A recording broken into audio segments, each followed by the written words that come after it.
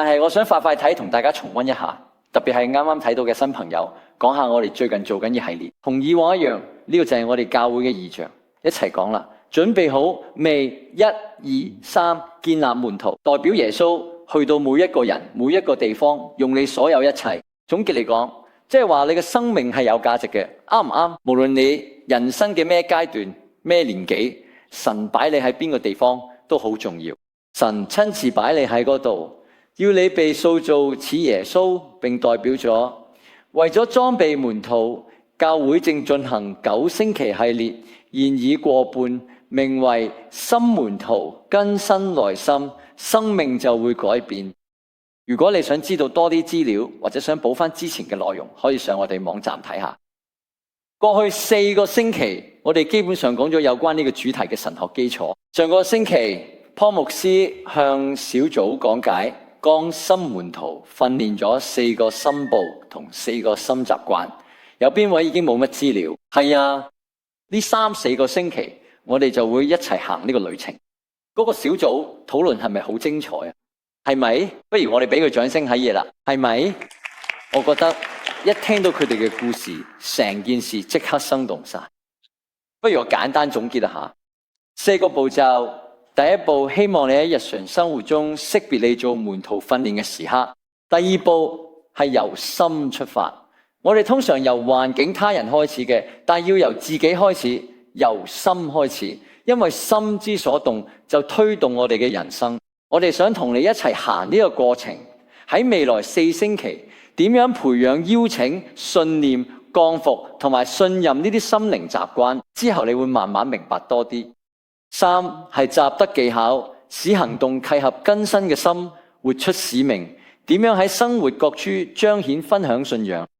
所以我哋會一而再、再而三咁經歷呢個過程，喺人生唔同季節、唔同日常時刻，而聖靈都會帶領你行呢段旅程。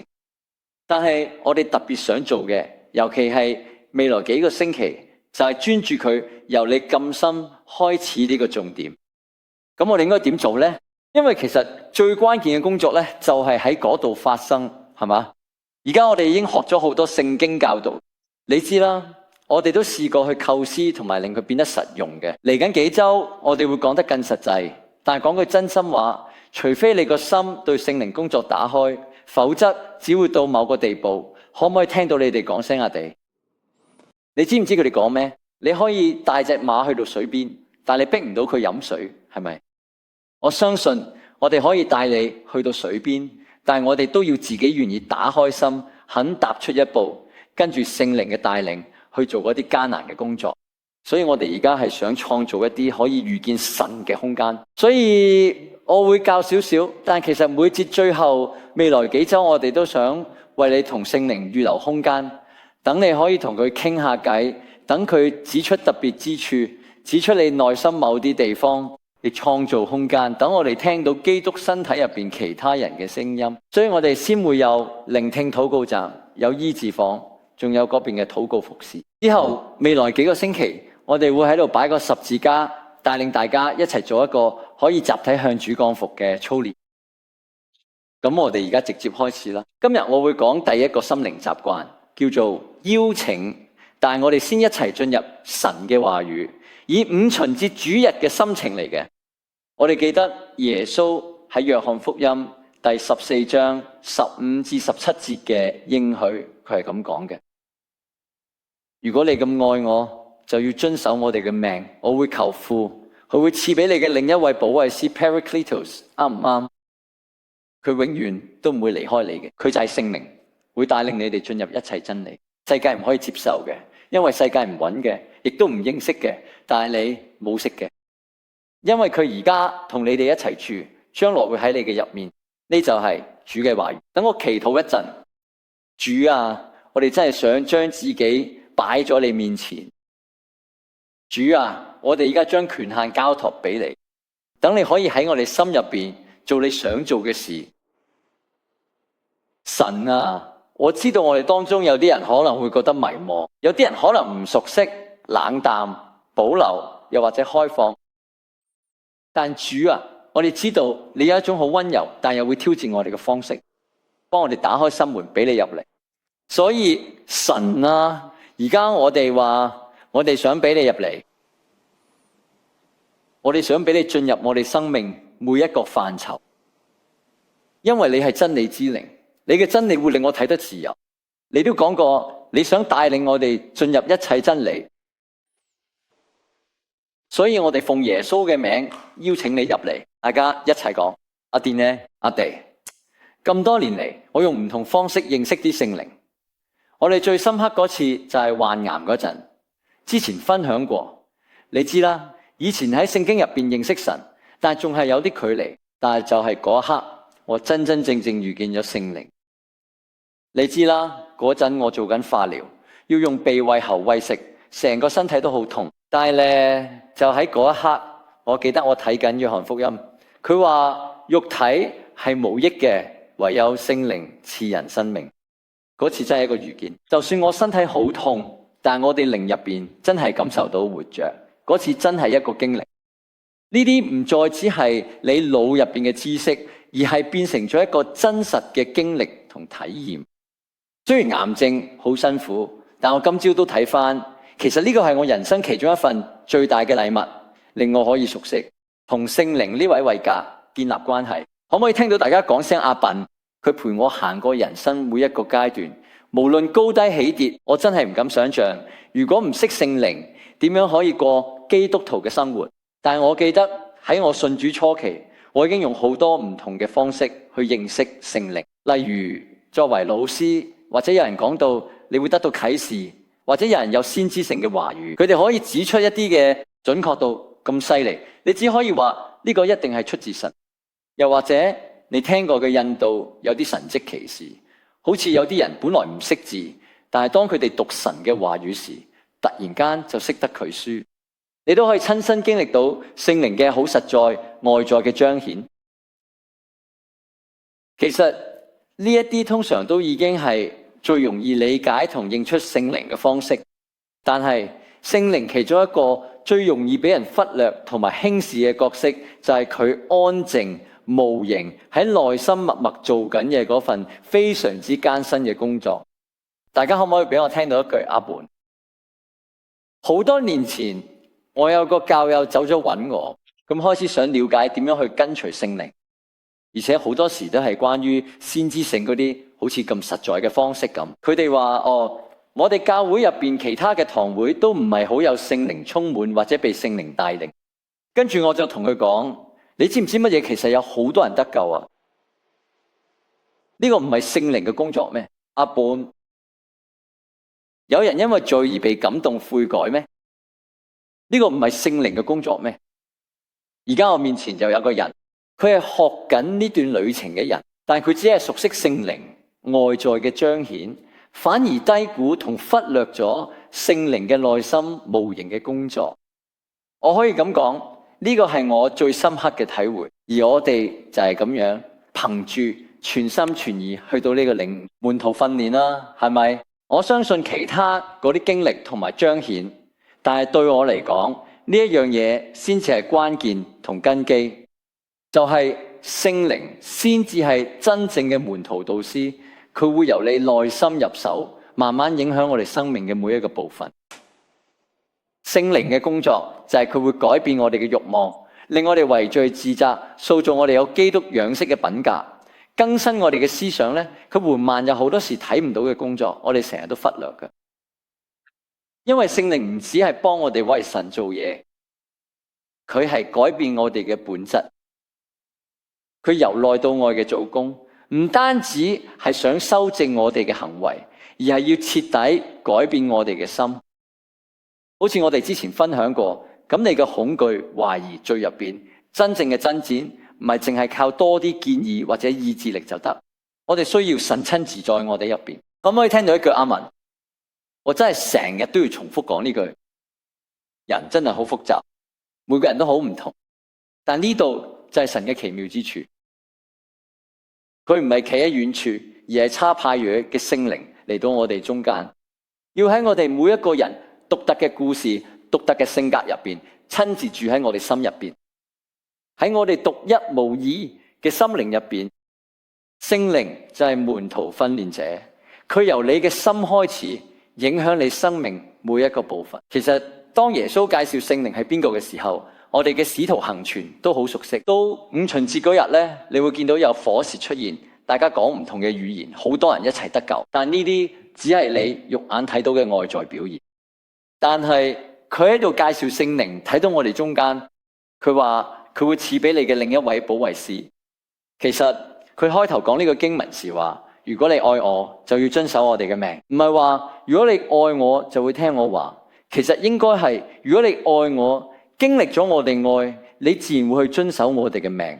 阿地，佢喺呢個意思之下，佢就話我會求父，不單止俾你哋好嘅禁命或者好嘅建議，我會差派一位住喺你入邊，永遠都唔會離開你，一位保惠師，一位同伴，會帶領你，引導你進入神為你預備咗一切真理。可唔可以聽到一聲阿別？喺呢度佢介紹聖靈係長伴左右嘅同伴，一個貼身親密實實在在嘅你生命中混亂同平凡時刻都陪住你嘅人，佢喺你入邊同你一齊支持你，永遠唔會離開。佢會責備你，提醒你，啟示你，引領你進入一切嘅真理。佢係你嘅保惠師，塑造你越嚟越似耶穌。佢唔單止俾咗一長串嘅指令，更賜下聖靈與我哋同在，由內而外引導塑造我哋。但你知道我發現嘅最大挑戰係乜嘢咩？太好啦，我同意，我哋都同意咩？既然大家觀點都一致，但呢個先至係最大嘅挑戰。點樣了解一個素未謀面嘅人？我哋當中有幾多人曾經為此苦惱過？係啊，你點樣去認識一個你遞唔到嘅靈？佢好多時都唔會用你聽到嘅聲音同你講嘅，咁你點算？你點樣去認識一個你睇唔到嘅人？呢個就係最大嘅掙扎。但係我哋見到耶穌都講過，正正就係我哋而家討論緊呢個掙扎。佢話世界係收唔到佢嘅，點解？因為佢哋未重生，呢個係其中一個原因。第二個原因就係佢哋根本佢去揾嘅，亦都唔識得嘅。但係有趣嘅係，耶穌跟住又講咗一句，但係你冇識嘅，同你隔籬嗰個講你識嘅嘢，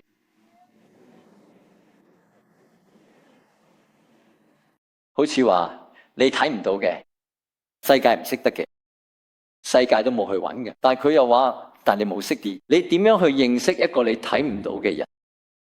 佢又話，但係點解呢？點解你會識嘅？正因為聖靈而家同你哋一齊住。佢預言嘅聖靈將會降臨，而家佢更加係住喺你嘅入邊。而家我開始詳細解釋呢一段說話，所以如果我可以嘗試拆解呢句說話嘅意思，就算聖靈本身係睇唔到嘅，亦都唔代表我哋係冇辦法去深入認識佢哋。佢係一個非常有個性同埋真實存在喺呢度嘅。我哋認識佢並唔係單靠肉眼所見到嘅嘢，而係要靠彼此之間嘅關係。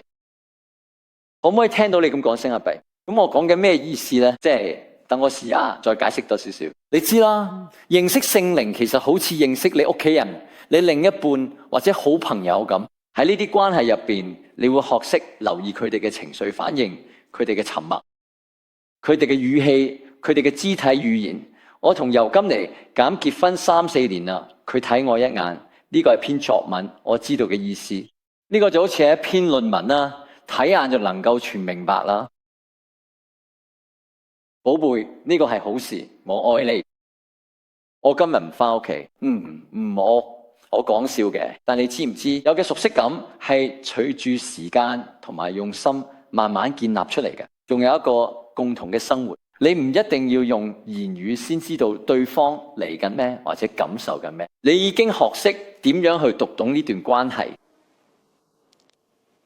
認識聖靈並唔係單靠咩公式或者活動，而係靠一種熟悉感，係透過一齊喺神嘅話語入邊花時間，同埋喺禱告入邊彼此傾偈，慢慢建立出嚟嘅。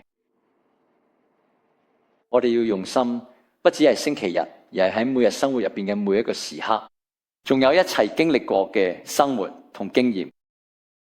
所以呢啲唔係淨係概念上嚟嘅。呢個係一種實實在在嘅生活體驗。認識聖靈唔係靠咩公式，而係靠熟悉感。咁樣講有啲幫到你。其實我一開始嗰陣真係好掙扎，成日都好努力，冇人講起聖靈呢，就話要努力認識佢係邊個。直到嗰日我明白啦，約伯記有言，佢話神會用唔同方法同人講說話，只係人未必察覺到。然後我意識到，實際上係聖靈一直喺度向我傳達呢啲問題，我冇認出嚟。例如我哋當中有幾多人得救啦？請舉手，與我互動。邊個負責呢項工作？聖靈。所以聖靈當時就已經同你同在啦。我哋當中有幾多人曾因罪而受到譴責？請舉手，邊個負責呢項工作？呢個係聖靈嘅作為，但係你必須能夠認出佢。我哋信僱主之後，唔係突然變咗頭頂有光環嘅聖人，反而變得好矛盾。以前犯咗罪都冇感覺，而家就覺得好矛盾，內心矛盾，明知不該卻想。邊個曾經陷入呢種掙扎？其實呢個就係聖靈，啱唔啱？因為我哋肉體想要嘅嘢係同聖靈想要嘅唔同，係咪？好多時仲係完全相反咯，係咪？所以當我開始明白呢樣嘢，我就發現佢真係不得了。哥林多前書第2章點講？神為愛嘅義人所預備嘅，係眼未見過，耳未聽過，心都未睇過嘅。但係呢啲已經藉住聖靈向你顯明嘅。聖靈會查究神深奧嘅事，然後將呢啲嘢俾你知道。所以突然之間，我有冇一種安心感？呢啲唔係我要努力爭取翻佢哋嘅。咁其實真係已經喺我入邊，佢會同我講嘅，會同我建立關係。我只需要學習點樣去認真感受、認出同埋更加熟習嘅。咁樣唔知有冇幫到你？我想喺呢度稍微岔開少少講，其實其中一個最主要嘅方法就係當我哋喺聖經入邊熟悉嘅神，呢樣嘢會幫我哋喺生活入邊都同神建立熟悉感，係咪？你唔可以淨係做其中一樣，唔做另一樣。所以你識得越多聖經，就越明白點解佢係真理之靈，佢會引導你進入一切真理。但係好多時身為信徒，我哋停喺度，我哋要將呢啲帶入生活同埋神經歷，帶神入病痛之中，將神帶入我哋嘅財務、工作與衝突當中，俾聖經中嘅神進入我哋嘅生活。好似聖經係一個包住神做事真理嘅筆咁，但係真理之靈會將呢啲變得個人化，放入你嘅生活處境入邊。所以你越熟悉聖經入邊嘅神，你就越能夠喺生活入邊認出神。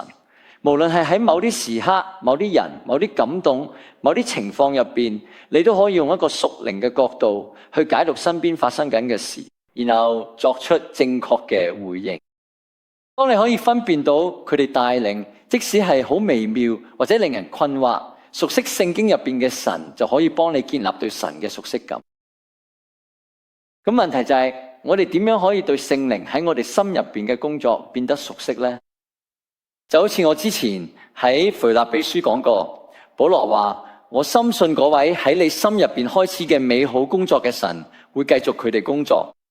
又或者係2章13節嗰句話，因為神喺你嘅入邊運行，賜你嘅有願望同埋能力去做嘅所喜悅嘅事。咁我哋點樣可以認出呢啲嘢呢？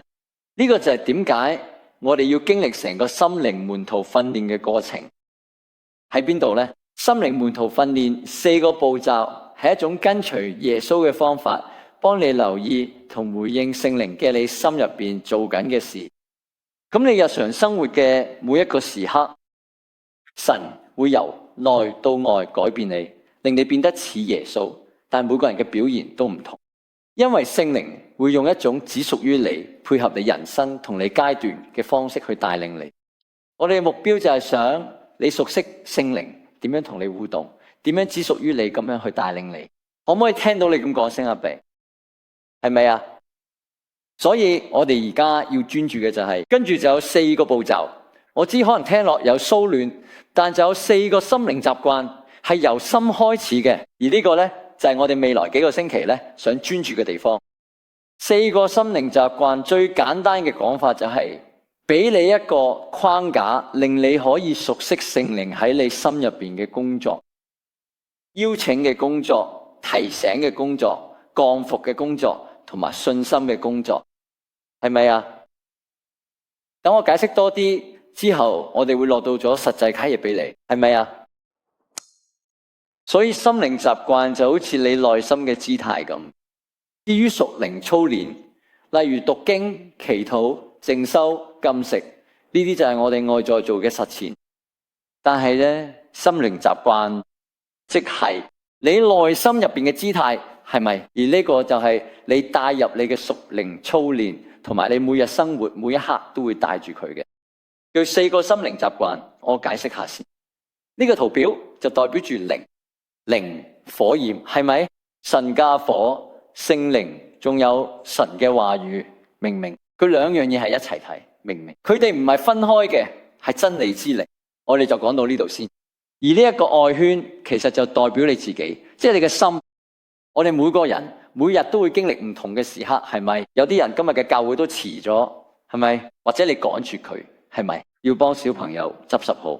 有啲人喺教會前同人拗過交，係咪？又或者你每日經歷咗大小時刻，開心唔開心都係咁，但好多時我哋嘅生活入邊唔會留意聖靈可能喺呢啲平凡時刻邀請我哋去做啲咩，就好似我又再睇我個仔女啦，呢個已經係我第50次咁做啦。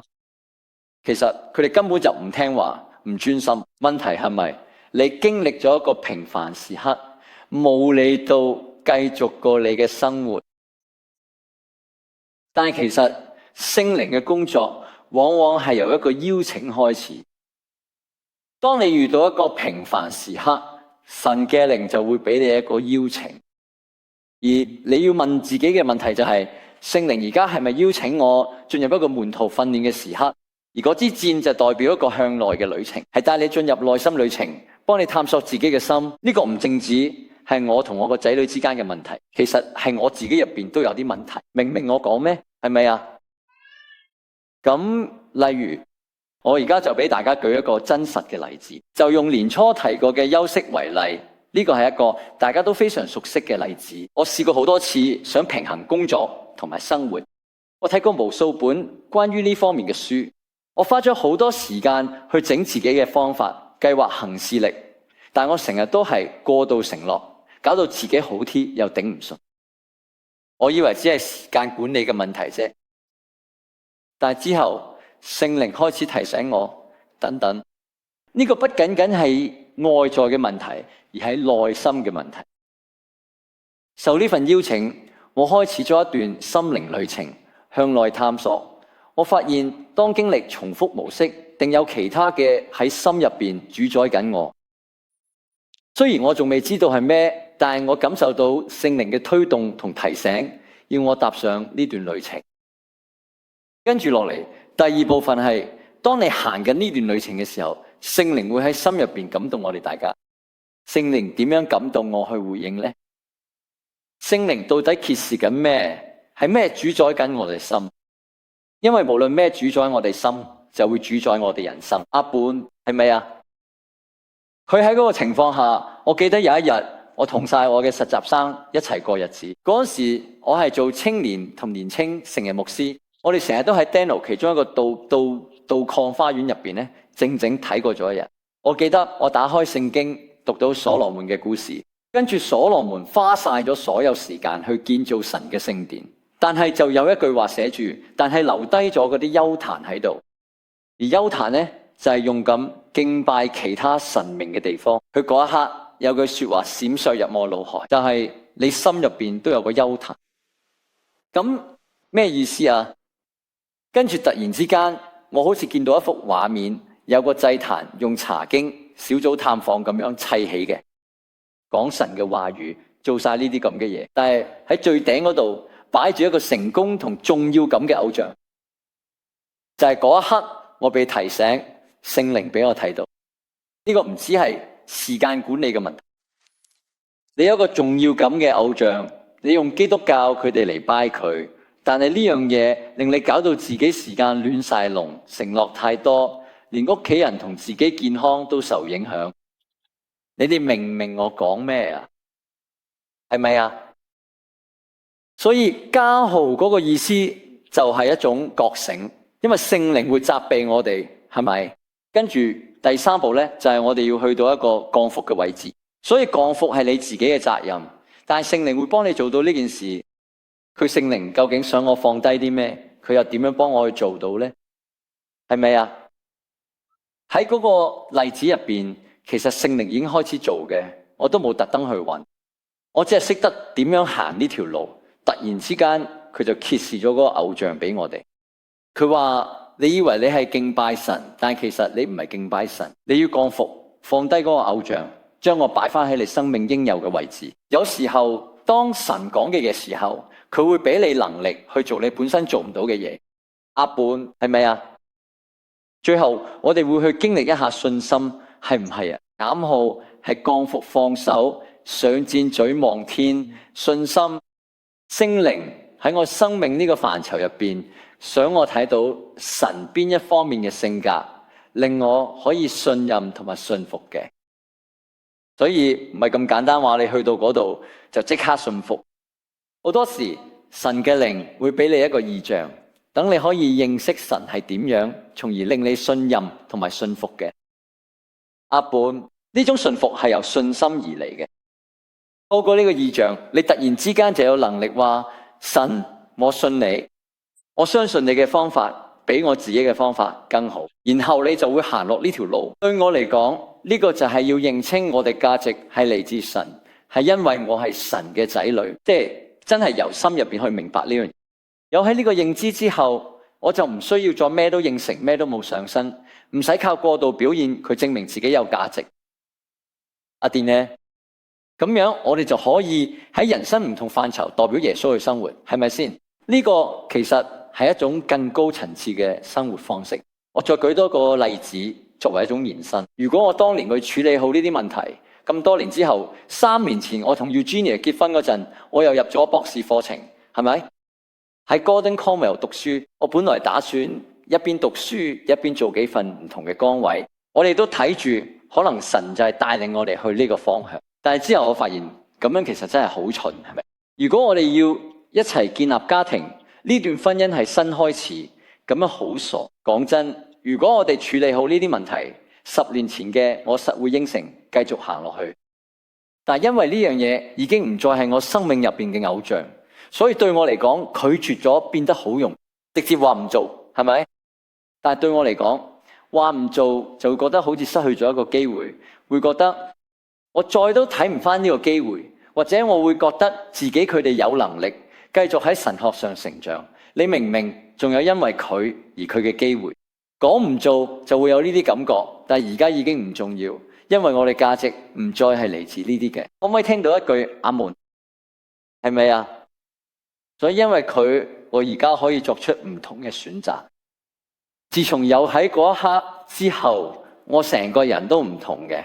因為心改變，人生就會改變，係咪啊？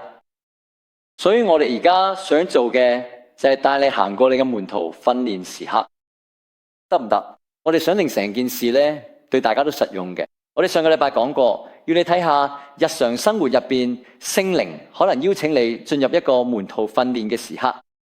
你以為係你老公、你上司、你時間、你小朋友嘅問題，但係神話唔係。我想你行一段內心旅程，一段心靈旅程。你能夠聽到聖靈對你嘅邀請咩？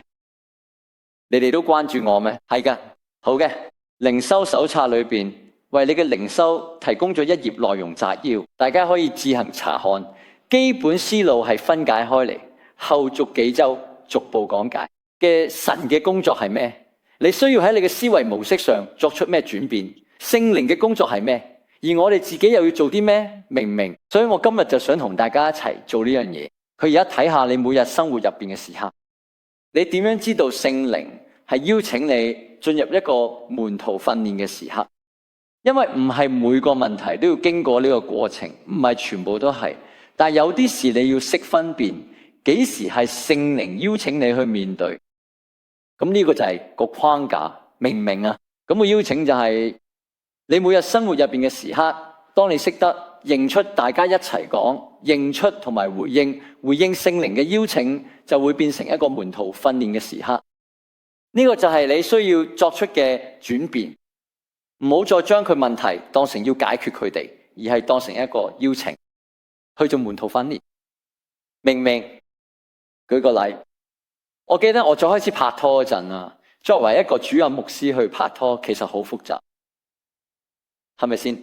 我記得我去咗一個晚餐，係一個基督徒單身晚餐，有啲似酒吧巡禮嘅。你會去3間唔同嘅餐廳食頭盤、主菜同埋甜品。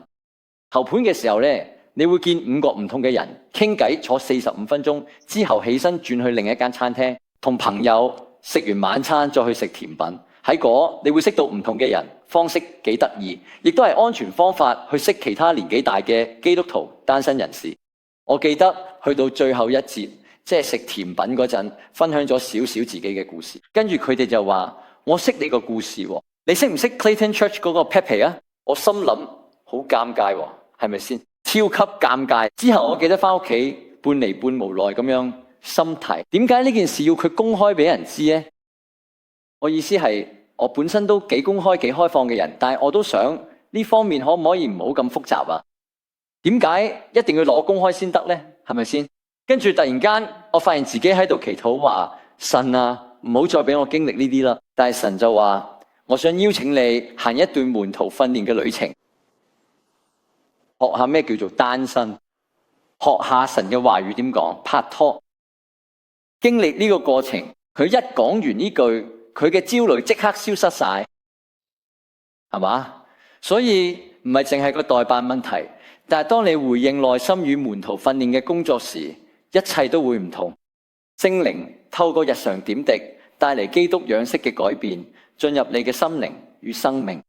而重點就係我點樣回應你內心嘅態度，你要留心同保持開放，要識得認同同回應佢嘅邀請。你知啦，詩篇139篇，我好中意大衛。主啊，你察驗咗我，了解我一切。我坐低起身，你都知道我遠離你，你都知我哋咩？我去旅行定喺屋企休息，你都諗到，你知道我做咗每一樣嘢。主啊，我未開口，你識我所求，你行我前，亦隨我後，你將祝福之手放喺我頭上。呢啲知識太奇妙，太深奧，我唔明，我逃唔開你嘅靈，我離唔開你嘅同在。就算我上到天，你都喺度；我落到陰間，你都喺度。成篇詩篇，大衛都係講緊我哋有一位比我哋自己更加了解我哋嘅神。可唔可以聽到大家講聲阿笨？而且呢啲都係喺嗰個年代之前嘅事，呢個仲係五旬節之前。佢已經明白同神之間嘅親密，明白聖靈同佢嘅靈永遠唔會離開我哋。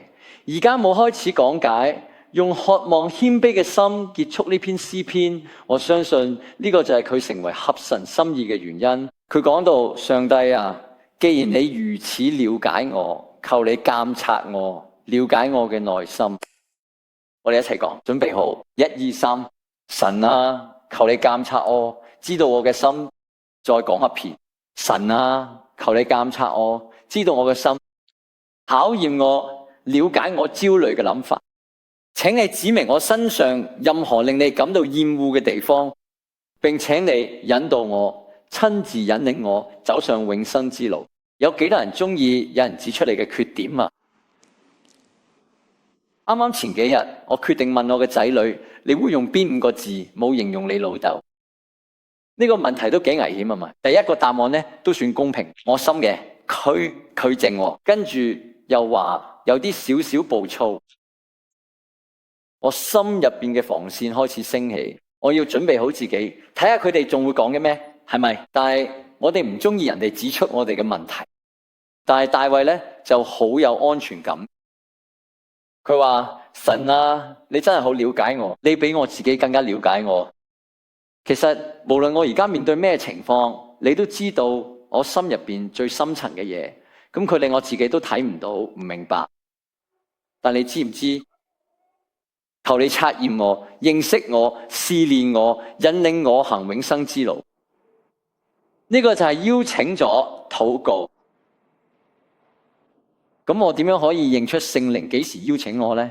邀請我進入一個造就門徒嘅時刻，我想俾啲實用嘅小貼士大家，好唔好？咁你睇下你日常生活會遇到嘅情景，點樣可以認出聖靈係咪邀請我進入一個造就門徒嘅時刻呢？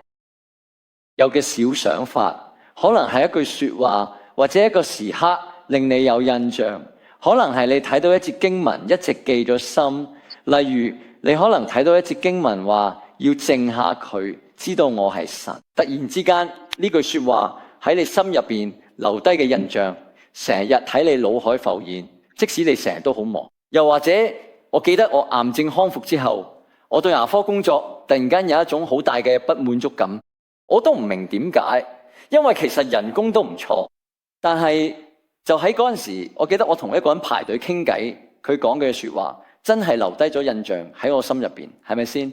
佢話有時候呢種不滿足其實係神想帶你行另一條路嘅方法。我從來都冇乜睇過，仲以為係自己有問題，要學點樣開心嘅。但佢令我明白，原來只係種感覺。之後呢，我就經歷咗呢個過程，去回應、認同同埋回應呢個邀請。咁而家我就喺度啦，係咪先？有時會有咁無關嘅巧合，係來自兩個完全唔同方向。例如話，你朝早喺聖經度睇到關於慷慨嘅章節，跟住突然間有個朋友提起有個人有需要，你就會睇咁啱嘅。又或者可能同一日有兩個互不相干嘅人走嚟問你，你知唔知道你有智慧嘅恩賜？然後又有另一個人話，你知唔知道你有智慧嘅恩賜？突然之間你會諗，哦，我從來都未試過佢諗過。但係呢啲就係值得你留意、認真察覺嘅嘢。又或者好似我哋，當我太太離世嗰陣，我哋教會啱啱講緊詩篇23篇嘅系列，跟住突然間我哋以前教會嘅一啲會友去咗另一間 Stairway Church，佢喺嗰度有人做緊先知性畫畫，即係佢哋喺敬拜期間畫咗一個山谷，係咪？上面寫住詩篇23篇，佢哋買咗嗰幅畫，後來佢哋過佢將幅畫送咗俾我呢，係咪？巧合，完全冇關嘅方向，係咪？第三，有時可能係你自己或者人際關係上反應過大，一個好強烈嘅情緒反應，其實可能指向你內心更深層嘅嘢，唔淨止係當下嗰一刻，而係底下隱藏住嘅咩？係咪？一個唔成比例嘅反應。你因為一件小事鬧嘅同事一餐之後，發現其實係觸動咗你唔被重視嘅神經。朋友批評咗一啲細微嘅，你卻因嗰句話感受到深層次嘅被拒絕感。你可以問下自己，點解會咁大反應？會唔會其實係神想邀請你去面對同處理一啲困難嘅地方？唔健康嘅情緒浮上心頭，當你俾唔健康嘅情緒主導住，好似妒忌、不安全感、比較、驕傲呢啲開始控制你，係咪？呢啲好多時都係一個提示，可能你心入邊有更深層嘅喺神想喺嗰度做工。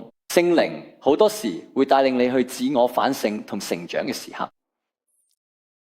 所以我發現，例如當我持續甘勞嘅時候，呢種情緒就會提醒我，原來我內心有嘅嘢未被滿足。如果呢種情緒持續出現，成為一個模式，我就會諗，點解會諗？咁呢種情緒係邊度嚟嘅呢？我就會留意，會唔會其實係聖靈帶領我進入一個門徒訓練嘅過程。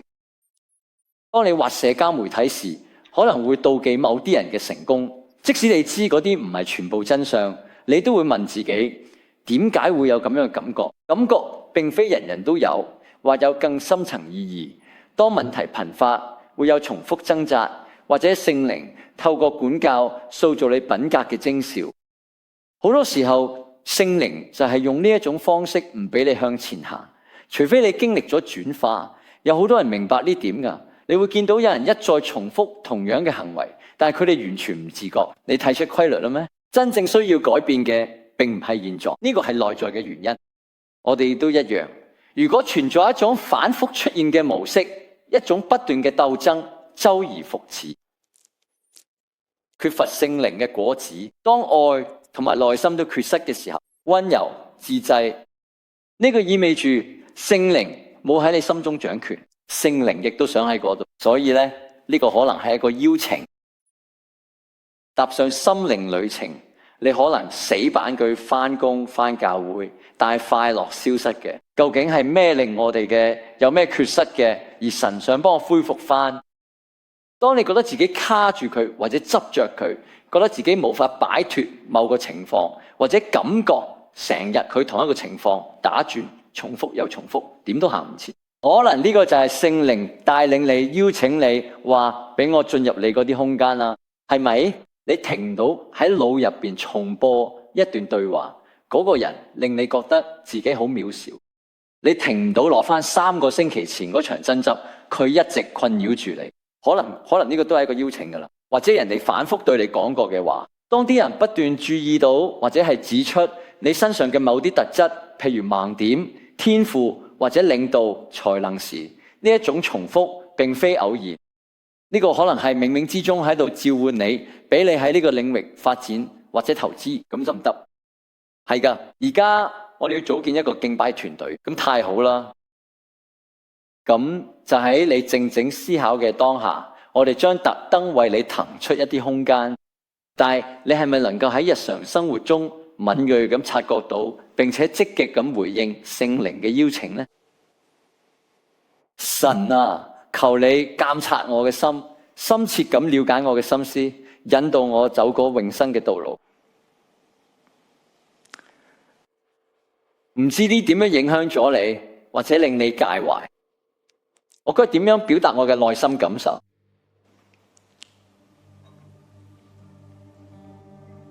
我一直都想用言語去表達神帶領我走過人生不同階段嘅個人旅程。我為此思考咗好耐，我甚至同我哋導師傾過呢件事。能夠擁有一生，其實唔係講緊我自己，而係我嘗試去表達呢種感受。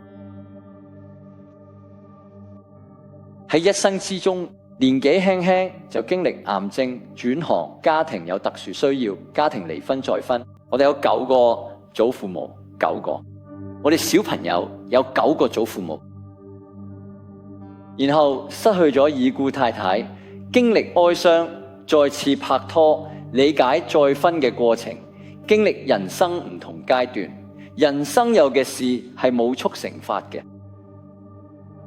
喺嗰啲時刻，你會祈求並同神講，帶我離開呢個困境。但係經歷過呢啲，我揾到嘅一個新嘅人生指南針，經常講要保守你嘅心，因為你一生嘅果效係由佢發出嚟。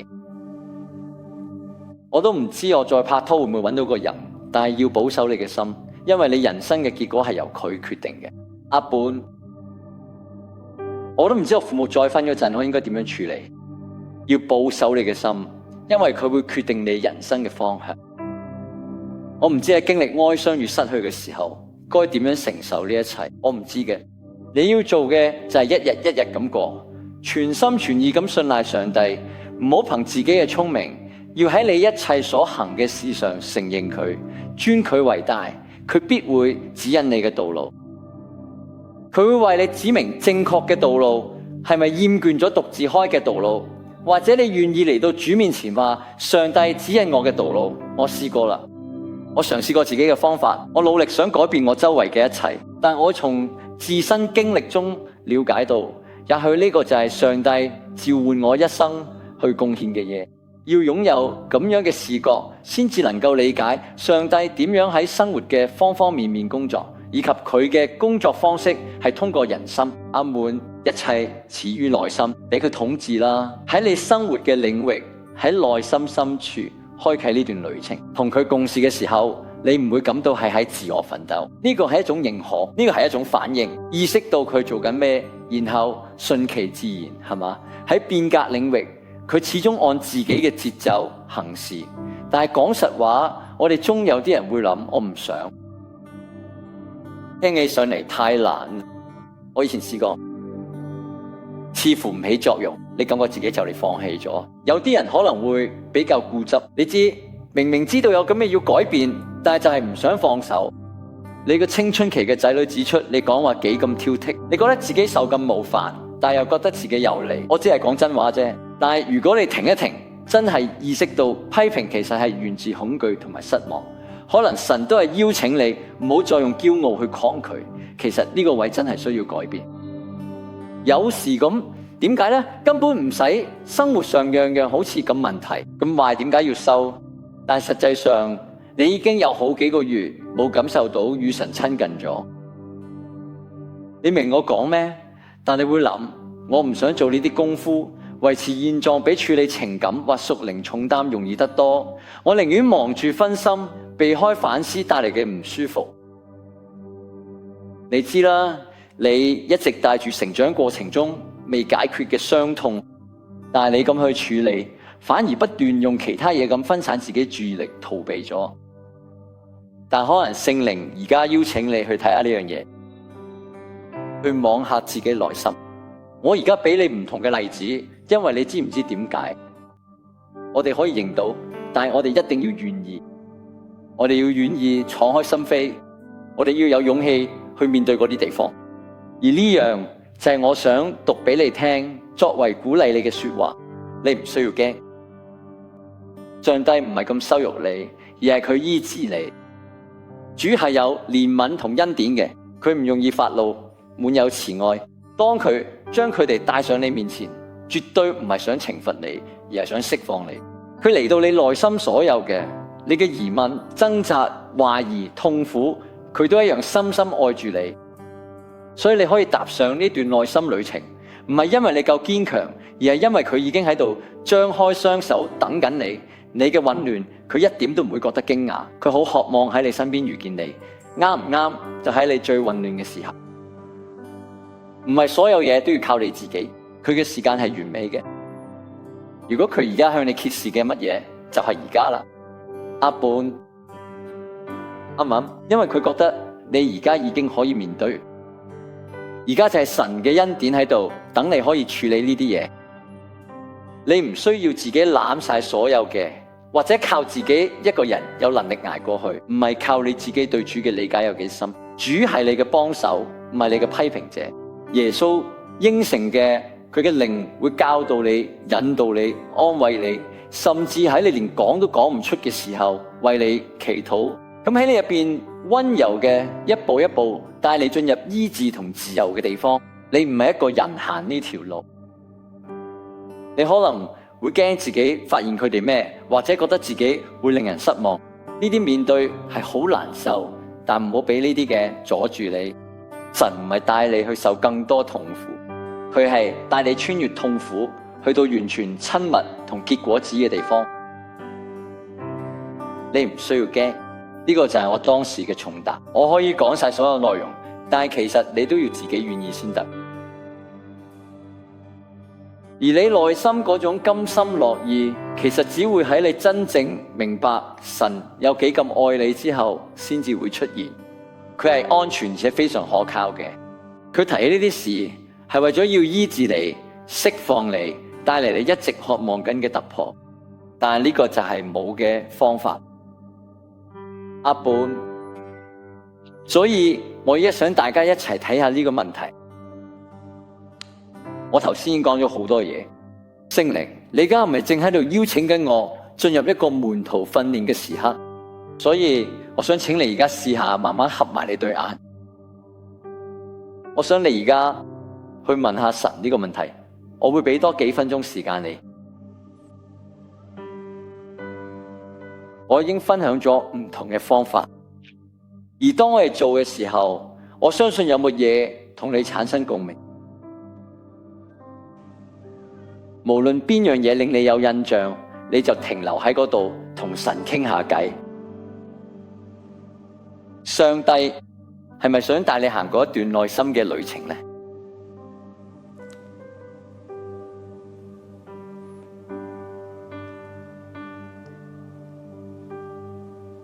對於我哋當中有啲人，你可能之前都冇發覺有啲咩，但係而家主咧就將一啲嘢放喺你心入邊，可能係一個時刻、一個情況，或者過去發生過嘅事，又或者你一直都好忙咁指出其他人嘅問題，有啲人甚至可能坐喺度嘅，應該有其他人要聽呢個信息，但你知唔知可能其實係你自己，可能唔係其他人，可能而家係神想話，等我入咗你嘅空間，我哋由你同你嘅心開始啦。